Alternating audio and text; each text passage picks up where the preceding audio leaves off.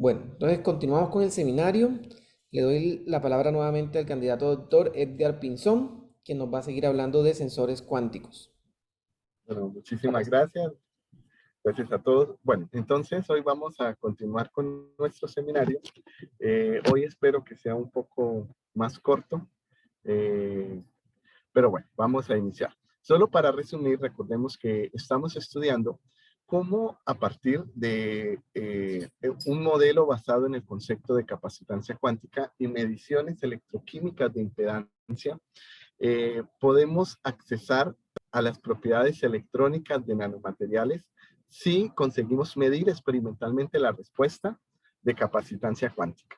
Y durante las 2 semanas pasadas, estudiamos el caso de una monocamada peptídica redox, estudiamos el caso de una monocapa de grafeno o grafeno, y bueno, y el último caso que estudiamos fue el caso de una nanopelícula semiconductora de óxido de cobre 1 y óxido de cobre 2, donde, como discutimos la semana pasada, teníamos una superficie de oro, fue electrodepositada una película delgada de cobre metálico, y a esa película delgada de cobre metálico, esa película fue sometida a un proceso de oxidación electroquímica. Y controlando los parámetros de oxidación electroquímica, obteníamos una nanopelícula con una espesura menor a 10 nanómetros, mixta, de óxido de cobre 1 y óxido de cobre 2. Y realizamos mediciones de espectroscopía de impedancia electroquímica sobre esa película y obtuvimos esa respuesta de capacitancia en función del potencial, ¿cierto? Y si nosotros comparábamos esta respuesta experimental con la respuesta predicha por el modelo de capacitancia cuántica, podíamos resolver la estructura electrónica de esta nanopelícula de óxido de cobre como una distribución gaussiana asociada a los estados Van Gaff del semiconductor que discutimos que se debían a defectos en la red atómica, y una distribución exponencial que está asociada a los estados en la banda de conducción. Y entonces, en forma general, podemos ver cómo este enfoque, basado en el modelo de capacitancia cuántica y en mediciones electroquímicas, que vuelvo a repetir, se realizan a temperatura ambiente, a presión atmosférica, en una configuración convencional, nos permite accesar a la densidad de estados de diferentes nanomateriales. Eso desde el punto de vista fundamental. Ahora, hoy vamos a discutir cómo esa densidad de estados o cómo esa respuesta de capacitancia cuántica de este tipo de nanomateriales pueden servir como una señal traductora para el desarrollo de dispositivos sensores o biosensores. Y vamos a iniciar discutiendo el caso en la cual se demuestra la funcionalidad o cómo usamos la densidad de estados de esa película semiconductora de óxido de cobre 1, óxido de cobre 2, para la detección de una molécula de interés ambiental. Y en este caso, para la detección de fenol. El fenol es un compuesto orgánico altamente contaminante. Es nocivo tanto para el ambiente como para los seres humanos.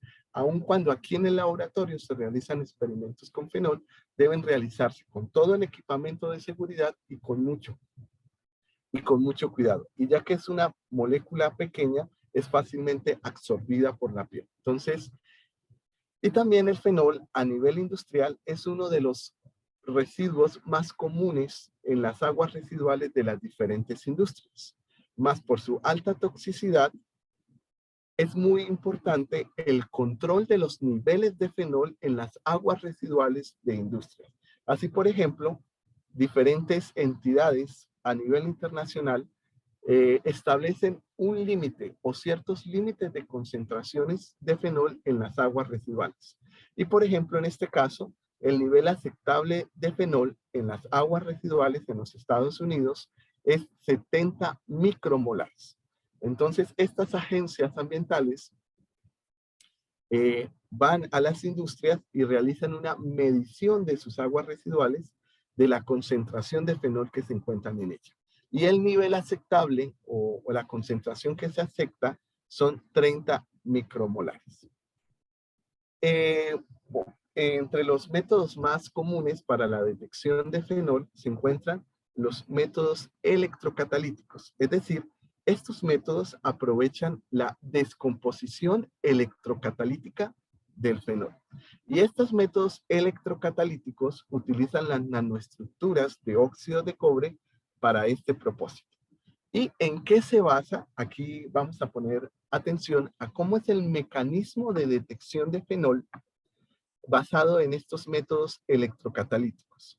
Entonces, nosotros tenemos una película mixta o una nanoestructura de óxido de cobre 1 y óxido de cobre 2. Recordemos que la semana pasada discutíamos que los óxidos de cobre son compuestos que presentan comportamiento redox. Es decir, ellos presentan reacciones electroquímicas redox y yo puedo pasar de un tipo de óxido de cobre al otro tipo de óxido de cobre mediante una reacción electroquímica en el cual ocurre el intercambio de dos electrones. Es decir, que tenemos óxido de cobre 2 más agua más 2 electrones, forma óxido de cobre 1 más estos radicales hidroxilo. Más la reacción también ocurre en la dirección contraria.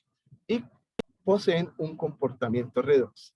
Más como ustedes pueden observar tanto en en la ecuación química, tanto en la figura, cuando yo aplico un potencial sobre las nanoestructuras de óxido de cobre 1, óxido de cobre 2, adecuado para que se dé a cabo esta reacción electroquímica, radicales hidroxilo son generados, como ustedes observan aquí. Como resultado de esta reacción química o de esta reacción electroquímica, radicales hidroxilo son generados en la solución. Estos radicales hidroxilo son altamente reactivos y atacan las moléculas de fenol que se encuentran en solución. Cuando estos radicales atacan las moléculas de fenol, se desencadena lo que se conoce como la reacción catalítica de oxidación del fenol. Y en esa reacción en cadena, que es una reacción en cadena de la descomposición del fenol debido al ataque de los hidroxilos, se generan diferentes intermediarios en ese proceso de oxidación del fenol. Y entre esos intermediarios tenemos un intermediario que se llama ácido oxálico. Entonces, resumiendo, tenemos nuestra nanoestructura de óxido de cobre 1, óxido de cobre 2, aplico un potencial adecuado para que se lleve a cabo esta reacción electroquímica y como resultado de esta reacción electroquímica, radicales hidroxilo son generados en la solución y estos radicales hidroxilo atacan las moléculas de fenol, desencadenando lo que se conoce una oxidación electrocatalítica de fenol. Y en ese proceso de oxidación electrocatalítica de fenol, diferentes compuestos intermediarios son generados, entre ellos los ácidos oxálicos. Y estos ácidos oxálicos tienen la capacidad de interactuar con los iones cobre 2 más presentes en la película o en la nanopelícula de óxido de cobre 1, óxido de cobre 2, formando sobre la superficie de esta nanopelícula un complejo que se llama así en química, llamado oxalato de cobre. Y la formación de estos oxalatos de cobre sobre la superficie de la nanoestructura de óxido de cobre 1, óxido de cobre 2, tendrán un efecto sobre sus propiedades electrónicas, es decir, tendrán un efecto sobre su respuesta de capacitancia cuántica. Y recordemos que la capacitancia cuántica es proporcional a la densidad de estados. Por lo tanto, la formación de este oxalato de cobre sobre la superficie de cobre tendrá un efecto sobre la densidad de estados de la película de óxido de cobre. Es decir, aquí tenemos un método de detección indirecta. ¿Por qué es indirecta? Porque el fenol no es quien no interage directamente con la película de cobre, sino es el que interage directamente un producto generado de la oxidación electrocatalítica del fenol. Muy bien. Y entonces, si nosotros vamos a recordar aquí que la densidad de estados de esta película de óxido de cobre, tenemos una respuesta tipo gaussiana, ¿cierto? Ahora, si nosotros realizamos mediciones electroquímicas de la capacitancia cuántica en función del potencial, en esa región del potencial donde observamos la respuesta tipo gaussiana y realizamos mediciones electroquímicas a diferentes concentraciones de fenol en solución, vamos a observar cómo la capacitancia cuántica en el máximo de la gaussiana muda o cambia con la concentración de fenol en solución. Y entonces, si esta capacitancia, el valor de capacitancia cuántica en el máximo de la gaussiana responde a las variaciones de concentración de fenol en solución, yo puedo utilizar esta respuesta de capacitancia cuántica como una señal de traducción. Recordando lo que dije anteriormente. La formación del complejo sobre la superficie tendrá un efecto sobre su respuesta de capacitancia cuántica, es decir, un efecto sobre la densidad de estados. Y si yo grafico ahora la respuesta relativa de capacitancia cuántica en función del logaritmo de la concentración de fenol, entonces para cada concentración calculo el logaritmo y lo pongo en el eje X y aquí calculo la respuesta relativa, donde la respuesta relativa será el valor de capacitancia cuántica para una concentración de fenol dada menos el valor de capacitancia cuántica en la condición blanco, es decir, para una solución sin fenol, dividido por el valor de capacitancia cuántica para una condición blanco por 100. Esta es la forma de calcular la respuesta relativa. Ahora, si yo calculo la respuesta relativa, si yo grafico la respuesta relativa y el logaritmo de la concentración de fenol, voy a encontrar que una respuesta o una distribución lineal. Cuando yo tengo esta respuesta o esta gráfica que se conoce como una curva analítica o una curva de calibración, yo puedo cuantificar, o sea, puedo detectar y puedo cuantificar la concentración de fenol en aguas residuales. En este caso, esta curva de calibración, ¿cómo sirve? Entonces, yo realicé mediciones de capacitancia para diferentes concentraciones y obtuve mi curva de calibración. ¿Por qué será una curva de calibración? La idea es que yo ahora, por ejemplo, tengo una solución, una cantidad de agua con una concentración de fenol X y yo lo voy a detectar. Esta curva de calibración, dependiendo de la respuesta de capacitancia cuántica que se obtenga para esa solución de agua que estoy midiendo, me va a indicar la concentración de fenol en esa cantidad de agua. Y si nosotros calculamos un parámetro que se llama límite de detección, ¿qué es el límite de detección desde el punto de vista analítico? Es la cantidad mínima del analito que yo puedo detectar. En este caso, para el experimento, fue de 0.2 micromolares. Es decir, que la cantidad más baja que yo puedo detectar mediante esta metodología fue de 0.2 micromolares. Si ustedes observan, esta cantidad es muy baja en comparación al nivel aceptable, que son 70 micromolares. Por lo tanto, esta metodología, comparándolo con el nivel aceptable, es una metodología altamente sensible. Y entonces aquí observamos cómo a partir de la densidad de estados de una película semiconductora, yo puedo utilizar esa densidad de estados como una señal traductora para la detección de una molécula de interés ambiental. Más, estos experimentos fueron llevados a cabo para la molécula de interés, para el analito que yo quiero detectar, el fenol.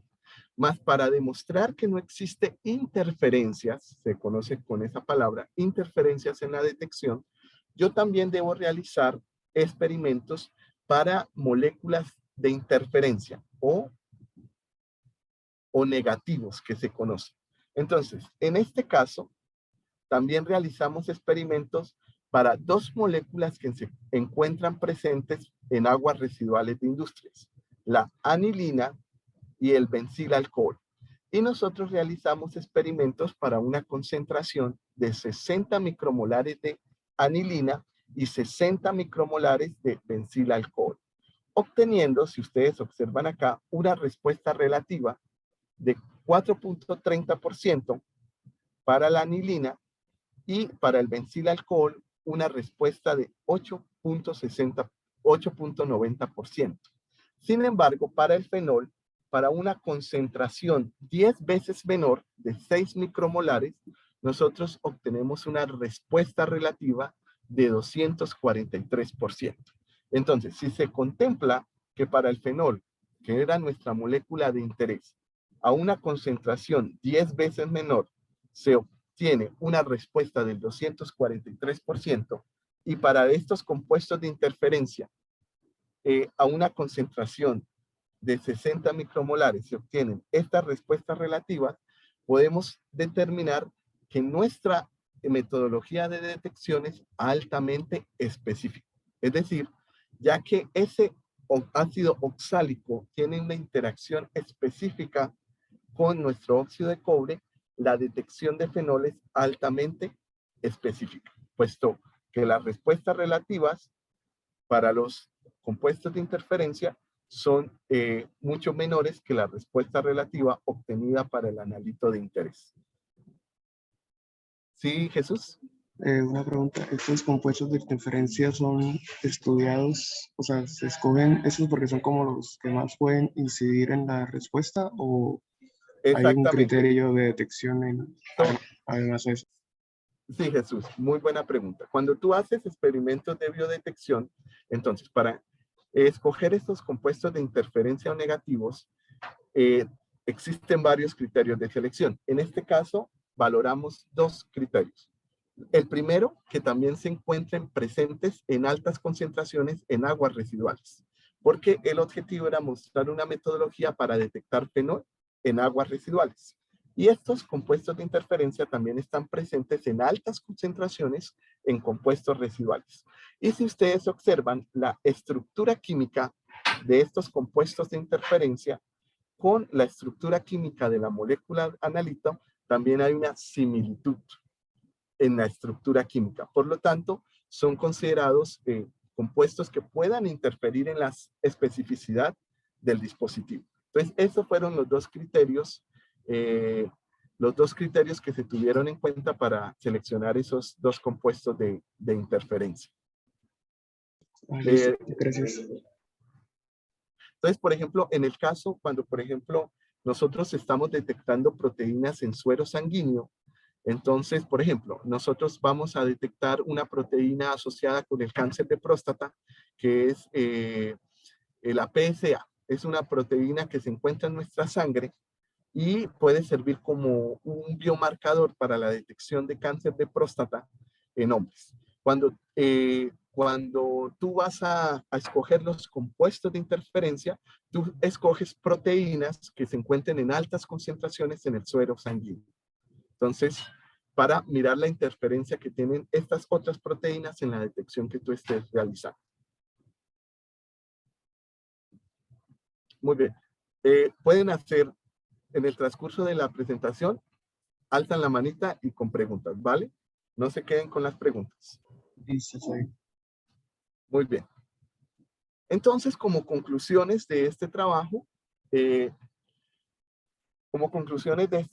nosotros observamos que pudimos accesar a la densidad de estados electrónicos de estas nanopelículas de óxido de cobre 1, óxido de cobre 2, por medio de mediciones de espectroscopía de impedancia electroquímica, y vimos cómo la capacidad o la densidad de estados resuelta experimentalmente concorda con la respuesta esperada teóricamente por el modelo basado en el concepto de capacitancia cuántica.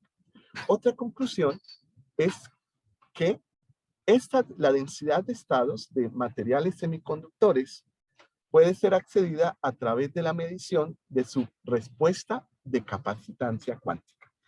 Y para poder resolver la densidad de estados desde el punto de vista de la capacitancia cuántica, lo que debemos es interpretar la respuesta de capacitancia desde una configuración mecánico-estadística adecuada. ¿A qué me refiero? Nosotros aquí obtuvimos esta respuesta, una distribución tipo gaussiana y una distribución tipo exponencial. Si nosotros interpretamos estas respuestas de capacitancia desde una configuración estadística adecuada, podemos resolver su densidad de estados. En este caso, nosotros resolvimos que la respuesta tipo gaussiana sigue a la estadística de Fermi-Dirac, considerando electrones no interactuantes, y que está asociada a los estados en el band gap, y que esta respuesta tipo exponencial obedece a la estadística de Boltzmann y por lo tanto describe los estados continuos en la banda de conducción. Entonces, yo obtengo la respuesta de capacitancia cuántica de un nanomaterial y puedo resolver su densidad de estados. Se interpreta esta respuesta desde una configuración estadística adecuada. Y por lo tanto, como una tercera conclusión, que es una conclusión general de todas estas 3 semanas, es que la capacitancia cuántica es una característica o una propiedad universal que está asociada a la estructura electrónica de nanomateriales. Y hemos visto su generalidad en las monocamadas moleculares, en el grafeno y en una película semiconductora. Y por último, la última conclusión fue que observamos cómo esta densidad de estados de semiconductores a nanoescalas a través de la medición de su capacitancia cuántica puede ser usada como una señal de traducción para la detección de moléculas de interés. Y no solo para moléculas de interés ambiental. Si nosotros podemos modificar una superficie semiconductora a nanoescala con elementos receptores, por ejemplo, anticuerpos, sondas de DNA receptoras, nosotros también podríamos desenvolver metodologías de detección basadas en semiconductores para proteínas o ADN, es decir, biosensores. Otro ejemplo que les quiero compartir hoy es el ejemplo de ensayos capacitivos label free para el diagnóstico molecular, es decir, para la detección de biomarcadores asociados con enfermedades. Y en este ejemplo nos vamos a basar en las monocapas peptídicas que estudiamos. Esas monocapas que tienen un comportamiento electroquímico redox, que estaban sobre un electrodo de oro, y que veíamos esa dinámica de transferencia electrónica entre el electrodo y la molécula de ferroceno, ¿sí? Entonces, en este caso, por ejemplo, tenemos la superficie de oro.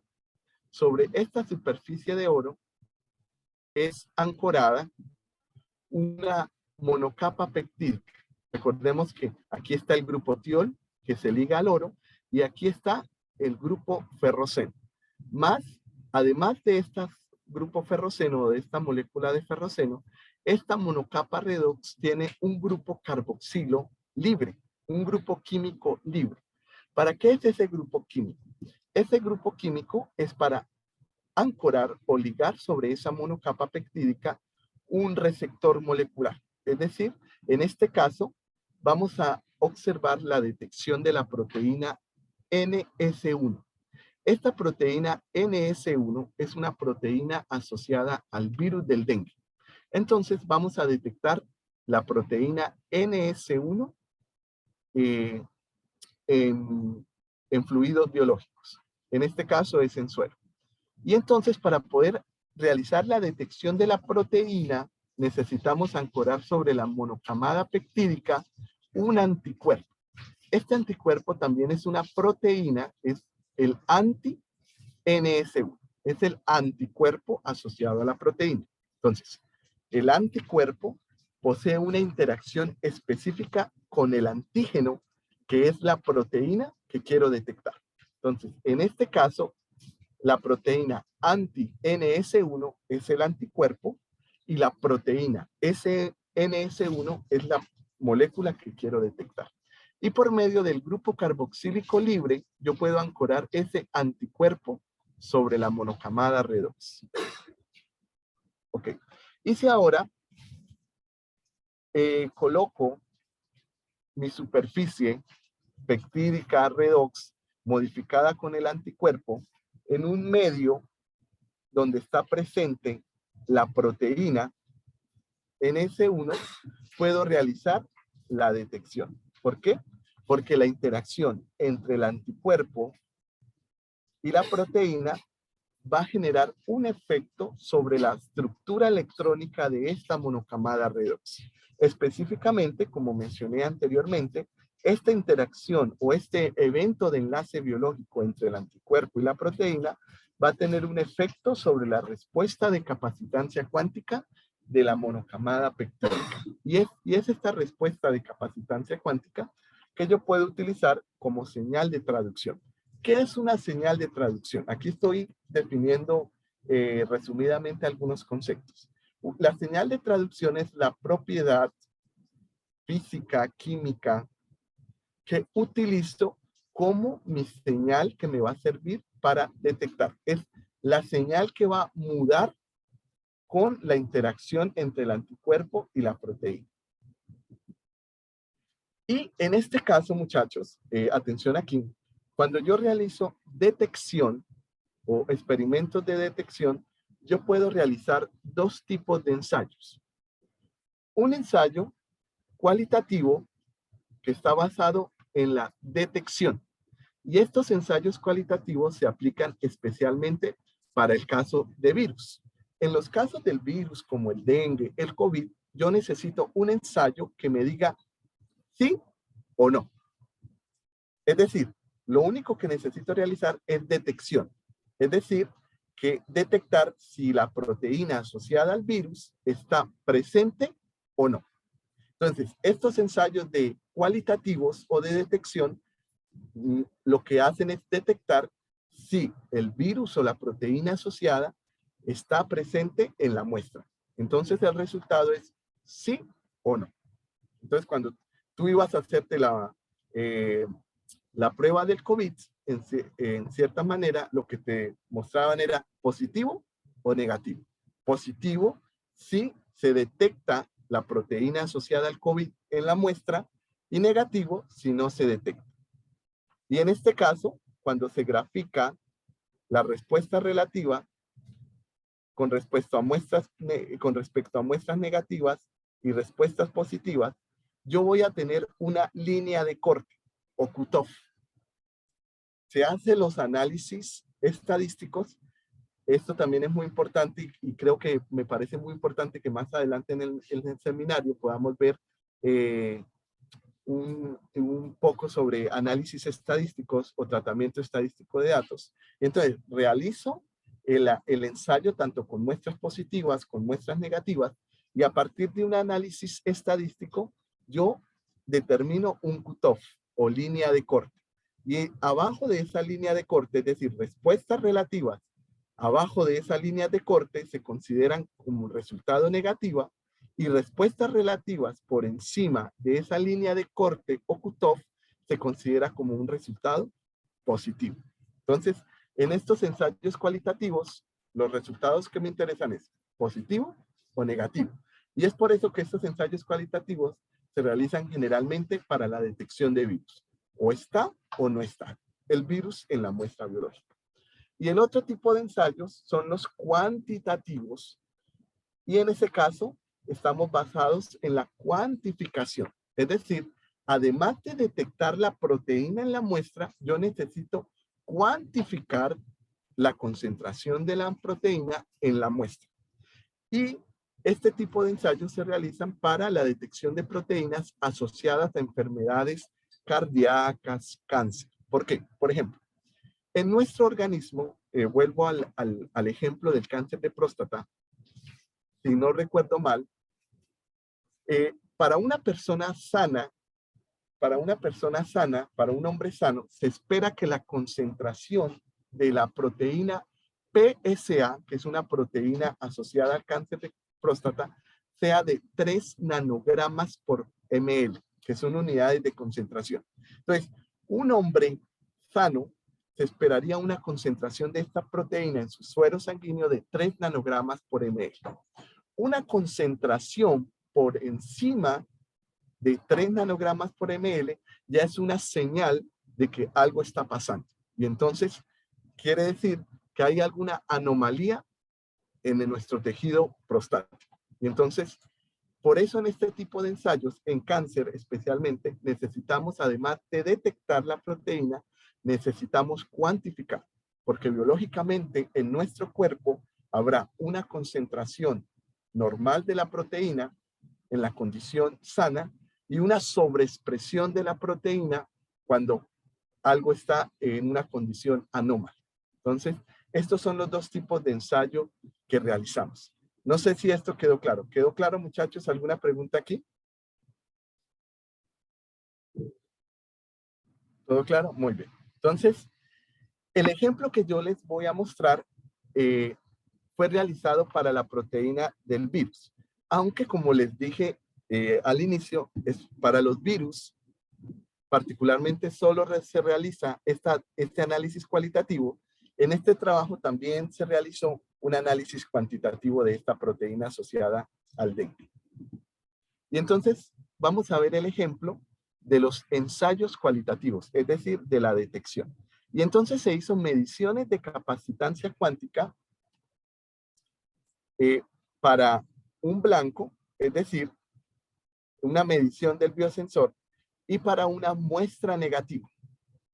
Y podemos observar que no existe una variación significativa en la respuesta de capacitancia cuántica entre el blanco que se obtiene y una muestra negativa. Más cuando nosotros realizamos experimentos para una muestra positiva, es decir, una muestra que contiene la proteína, esto es claro, ¿no? Cuando digo una muestra negativa, es una muestra que no contiene la proteína. Entonces, se realiza un blanco del biosensor, después se realiza un blanco, quiere decir, por ejemplo, se realiza la medición en PBS, también un blanco o un medio sin la proteína, se realiza un experimento en una muestra negativa que no posee la proteína y podemos observar que no se observa una variación significativa de capacitancia cuántica. Ahora, cuando yo realizo el experimento en una muestra positiva y comparo las respuestas, voy a ver una variación de la capacitancia cuántica con respecto al blanco. Y entonces, como existe una variación, puedo decir que el resultado es positivo. Y volvemos al mismo gráfico. Entonces, realizamos todos nuestros ensayos. A partir de un análisis estadístico, determino mi cutoff. Respuestas relativas por abajo del cutoff se consideran como negativas y respuestas relativas por encima del cutoff se consideran como resultados positivos. Y si ustedes observan, al analizar estas diagramas de cajas, que es como se conocen, cuando se realizó el estudio, todas las muestras negativas que se testearon están por debajo de la línea cutoff. Y todas las muestras positivas que se muestrearon están por encima del cutoff establecido. Entonces, por lo tanto, esta metodología de detección basada en la respuesta de capacitancia cuántica de monocamadas peptídicas redox fue una eficiente metodología para la detección de la proteína SN1 en muestras sanguíneas. Y ahora aquí para la cuantificación, recuerden que en este caso, además de detectar, me interesa cuantificar, realizo mediciones de capacitancia cuántica para diferentes concentraciones de la proteína NS1. En este caso, se realizaron para 10 nanogramas por ml, 50, 100, 500 y 1000. Y se mide la respuesta de capacitancia cuántica. A partir de la respuesta de capacitancia cuántica, yo calculo, a partir de la ecuación que les mostré anteriormente, la respuesta negativa y realizo una gráfica de la respuesta relativa en función de la concentración de la proteína. Y puedo observar donde cada punto me representa la respuesta de capacitancia cuántica para una concentración dada.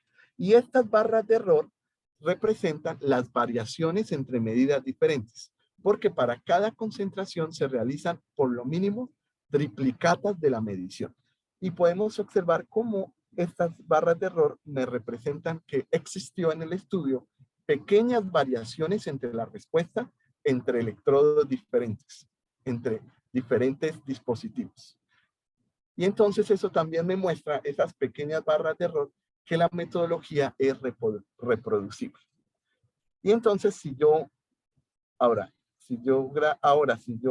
realizo la regresión lineal, puedo obtener mi curva analítica o mi curva de calibración. Esta curva analítica es obtenida en el laboratorio. Ahora, ¿cómo sabemos si funcionó la curva analítica? Si el experimento sirve para detectar y cuantificar. Yo tengo mi curva analítica. Realicé mi curva analítica. Entonces, esta va a ser mi curva estándar o mi curva padrón que yo voy a utilizar. Ahora, yo voy a pegar una muestra y voy a hacer las mediciones de capacitancia. Observo la respuesta relativa que se obtiene a partir de las mediciones de capacitancia y voy a mi curva analítica. Entonces, un ejemplo, 45. Con esa muestra X que yo tomé, obtuve una respuesta relativa de 45.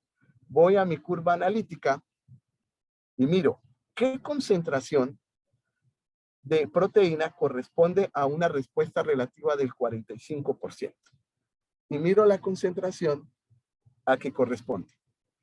Si realmente esta concentración que estoy observando en la curva analítica coincide con la concentración real de la muestra que estoy analizando, entonces mi metodología de detección o mi metodología de cuantificación es específica y sensitiva y eficiente para la detección de esa proteína. Entonces, vuelvo a repetir el procedimiento para que nos quede claro.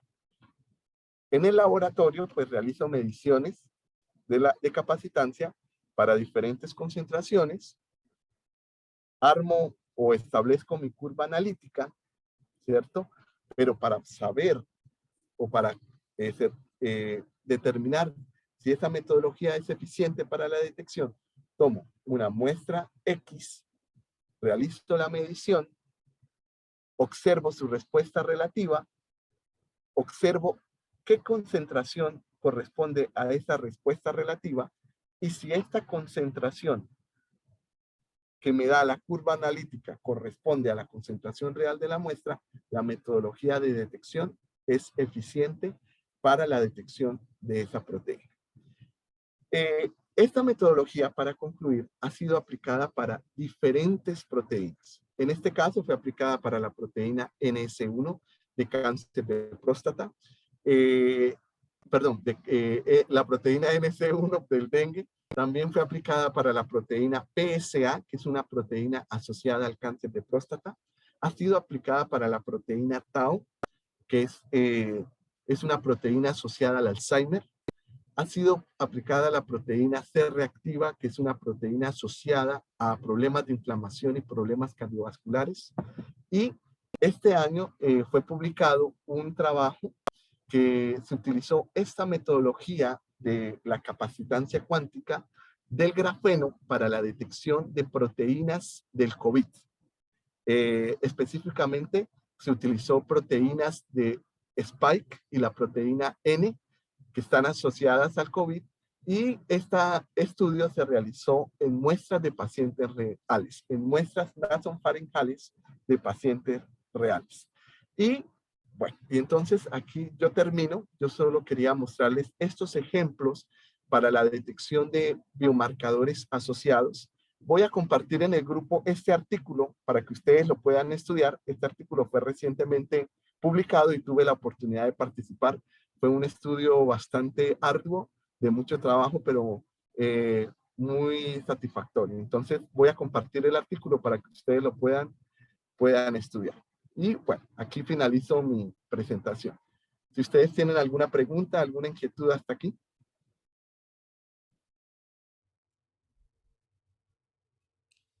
Muchas gracias, Edgar, por la presentación. No sé. Esto está muy claro. Sí, muchas gracias, Aquí Edgar, por la presentación.